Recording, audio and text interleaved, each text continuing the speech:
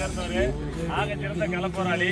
இந்த கட்டடத்தை அவர் தான் கட்டினாரு. குடிக்க காரணம் இன்னைக்கு பிறந்த நாளை எல்லாரும்